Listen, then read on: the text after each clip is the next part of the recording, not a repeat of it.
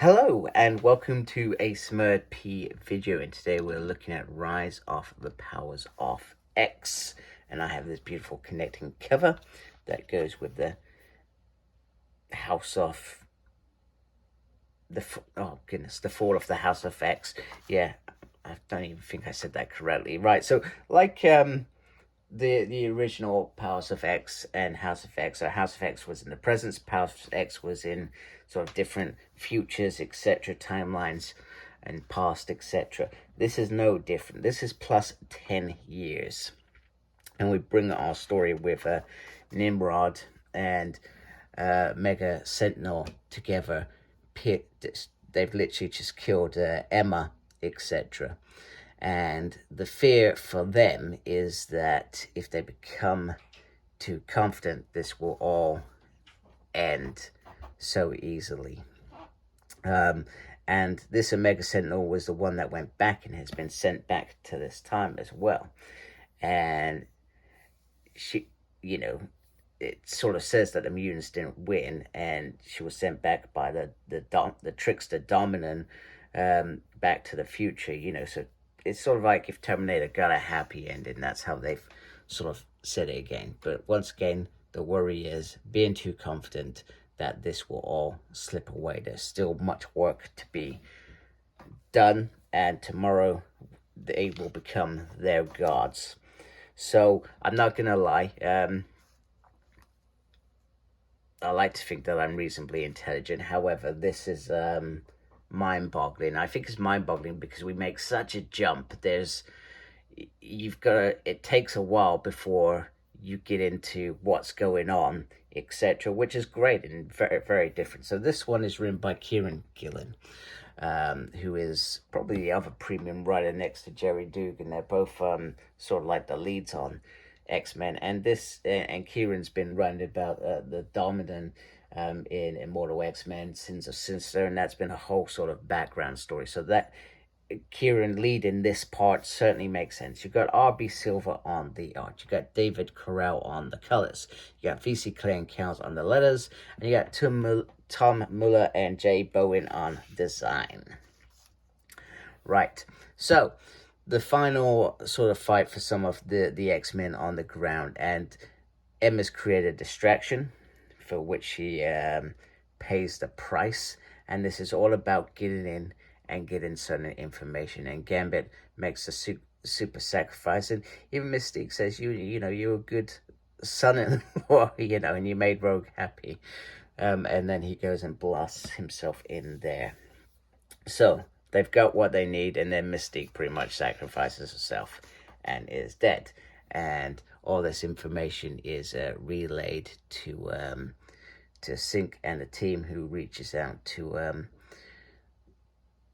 X, which is Professor X, and they are on the Sword orbit, which has been pretty destroyed. And then these are all the X-Men that are dead. So you've got an Iron Man AI, which is an imprint of a dead Tony Stark.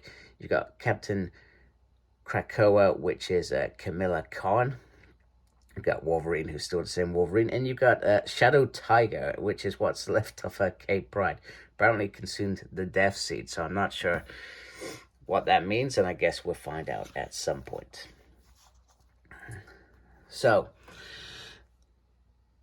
Moira, Nimrod, and Omega Sentinel, they have over the last 10 years been building certain things which will allow the AI to come into now, thanks to the information that Omega brought back. It's taken 10 years to build this, etc. I think that's how it's understood. And they clearly know about Domino, because they say it will attract a Domino, but it will also bring them into a larger world, etc. And we also get from Moira that all she ever wanted was to be on the winning side. She was meant to be on the winning side with the X-Men. I mean, clearly she's seen multiple futures, and she obviously switched sides due to numerous things played into that switch, etc. So here they are. They are finally gonna win.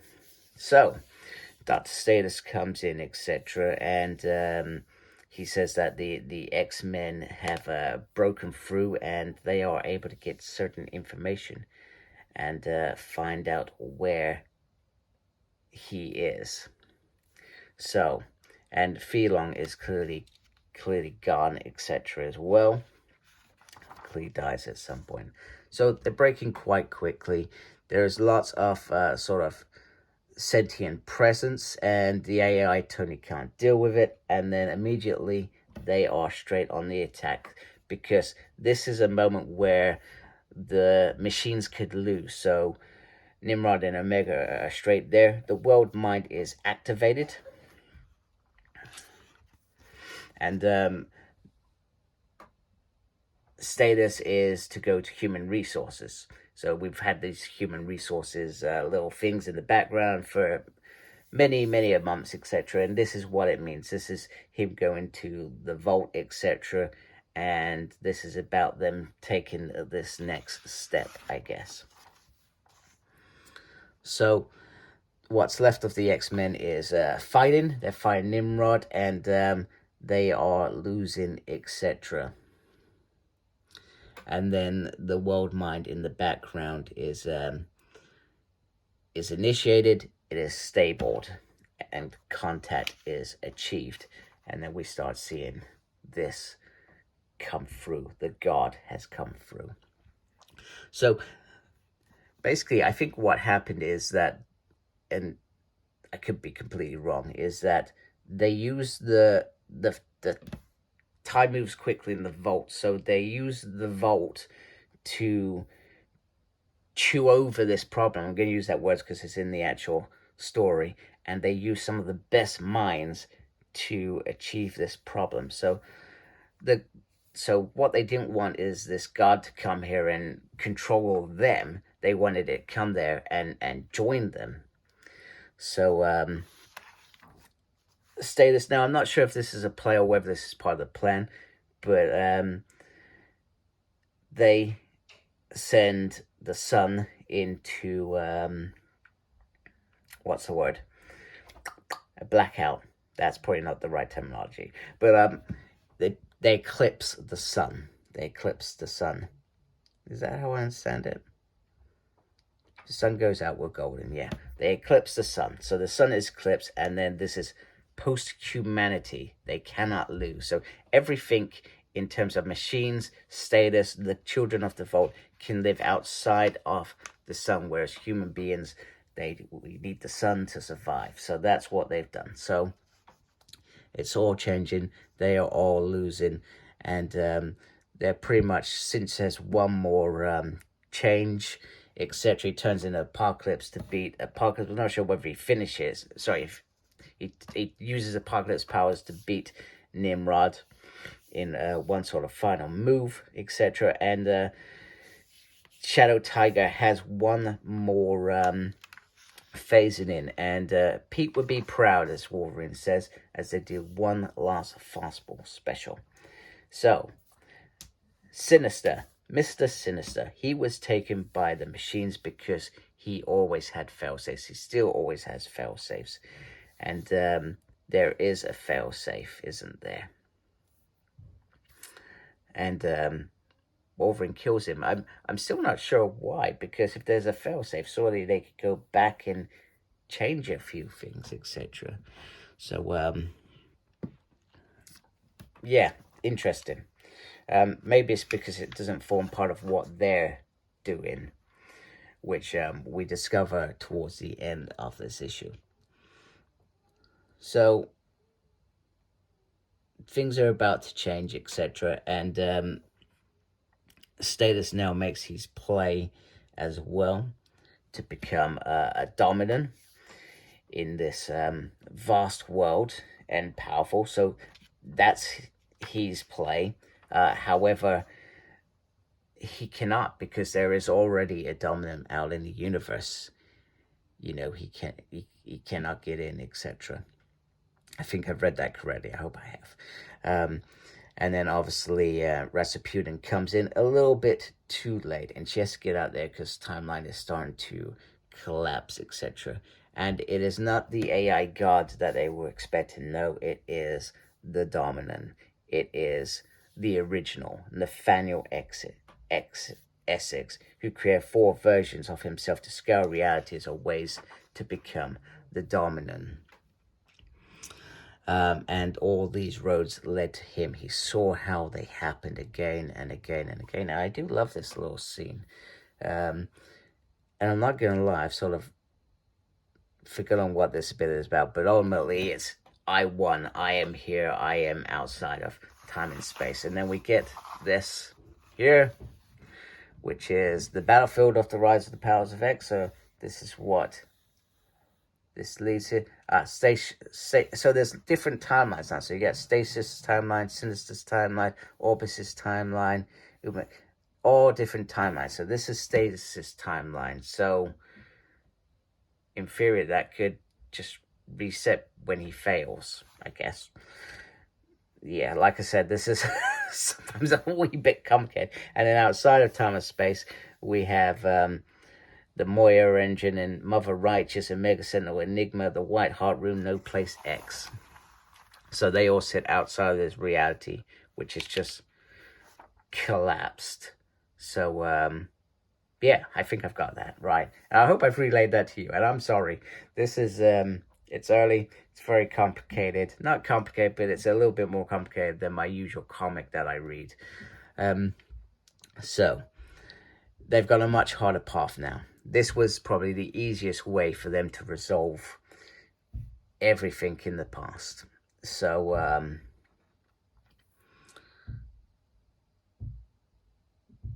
we get a very different Doug here. He starts getting frustrated, saying, Rasputin, you should have been the hero. Of course, he realizes he's wrong, and Professor Xavier, makes him do that. But I think what ultimately this means is it's the fact that they have to go to this contingency plan. And this contingency plan is sort of so bad that it's a hard one to decide. And ultimately, no place X. So there's 4 of them there. And, they've used no place X to survive. Right, anyway. So X didn't want to burden Rasputin 4 with this burden, but he also understands that Sinister led her on a goose chase for a good 900 years. So he didn't want to burden her with it. However, he's going to tell her, the whole timeline falls apart and the Dominant ceases to be. It's a cutoff at the road. So the only way to stop everything that has happened is to boom, boom, boom, go back and kill Moira before her gift activates when she was 13. They have to kill a child to prevent all of this from happening. Whoo! Talk about that. That's like going back and killing Hitler, right? It's that scenario, and this is the rough road that they are going to do. So I hope I've relayed that okay, in terms of talking this through on here. It's like I said, it's because you almost jump out. This is the jumping on point, and it sort of takes a while to get going, etc. I still don't think that I've got all of the information writing over to you, but yeah, I certainly enjoyed it. I feel like when it's over, I feel like I would easily go back and read it again and understand it even better. And sometimes on rare occasions, comics take a couple of times. I'm sure there's lots of guys that have read this, understood it first time, and boom, jobs are good. But yeah, I liked it. I'm looking forward to the next one, maybe. Looking forward to putting a lot of hard work in to understand it. Maybe I should take notes while I'm doing it, because then the information will become easier when I relay it. Anyway, I do hope you like this video anyway. If you like me, please support my channel by subscribing. Thank you for watching. Make sure you look after yourself, and as always, embrace geekiness. Take care. Goodbye.